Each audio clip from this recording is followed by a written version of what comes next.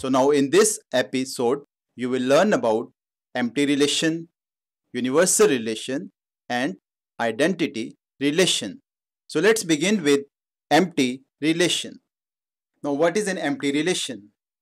A relation R on a set A is called an empty relation if no element of set A is related to any other element in set A.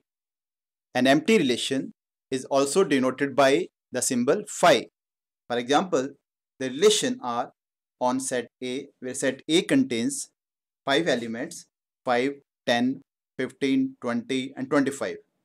Suppose we define the relation as R is equal to the set of all A and B such that their product is equal to minus 10.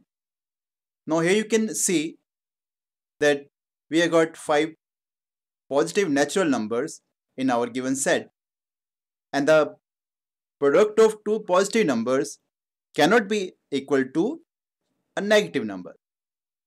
So A into B cannot be equal to minus 10 for any two elements in the given set.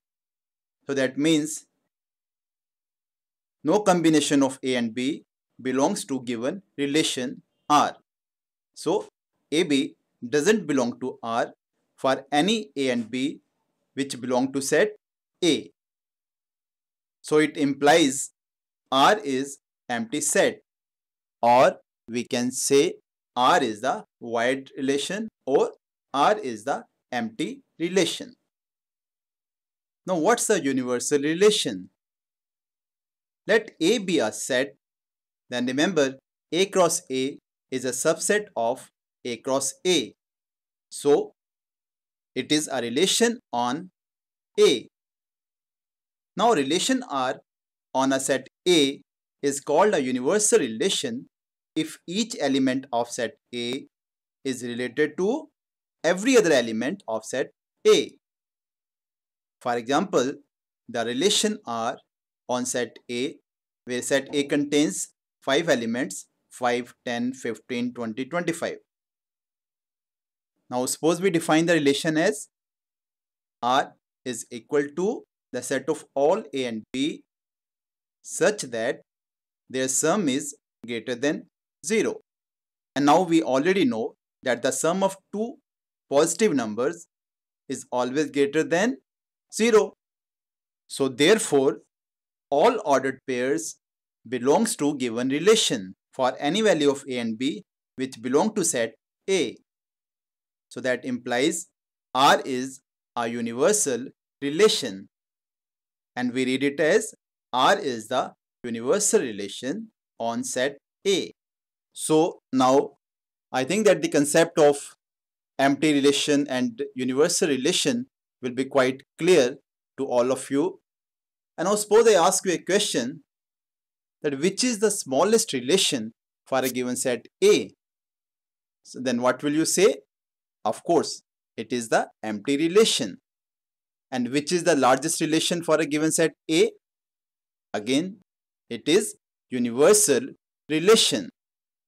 And also remember, the empty relation and universal relation are sometimes also called as trivial relation.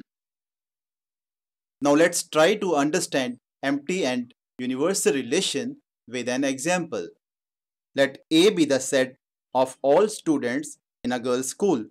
Show that the relation R on A given by R is equal to set of all A and B such that A is brother of B is an empty relation, and R dash is equal to the set of all A and B such that difference between their weights is greater than or equal to 0 is a universal relation.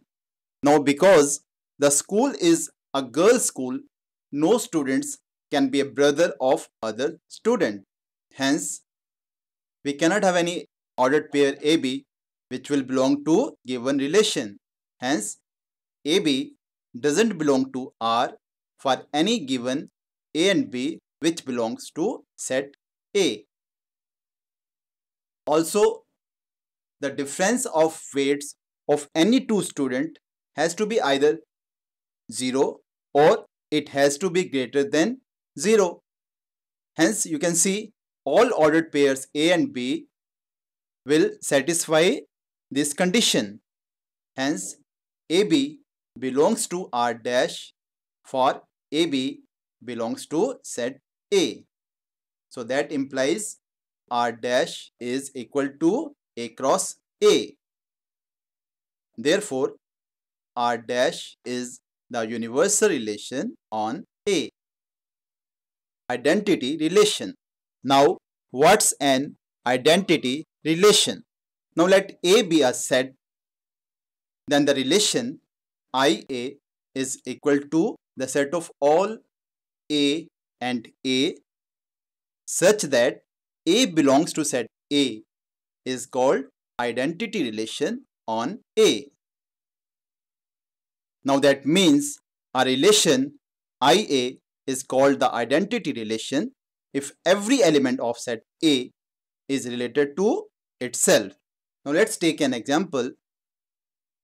Suppose we have got one set A where A is equal to numbers 2, 4 and 6. Now the relation IA is equal to 2, 2, 4, 4 and 6, 6 is the identity relation on set A. And now why? Because here each element is related to itself.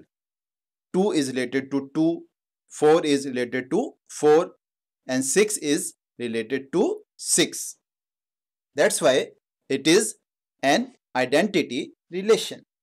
And now let's check some other relations whether we can call them identity relation or not. Suppose we have got a relation R1 is equal to 2, 2 and 4, 4 and R2 as 2, 2, 4, 4, 6, 6 and 2, 4. Now let's see whether they are identity relations or not. Now in R1 you can see 2 is related to 2, 4 is related to 4 but 6 is not related to 6. We don't have any pair 6, 6. So we cannot call R1 as identity relation because each element has got to be related to itself and 6 is not related to 6 in the given relation.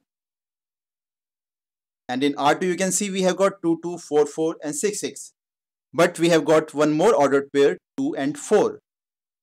And again R2 is not an identity relation because in an identity relation each element has got to be related only to itself and to no other element. Now since 2 is also related to 2 and it is also related to 4. So R2 is not an identity relation. That means R1 and R2 are not the identity relation on given set A.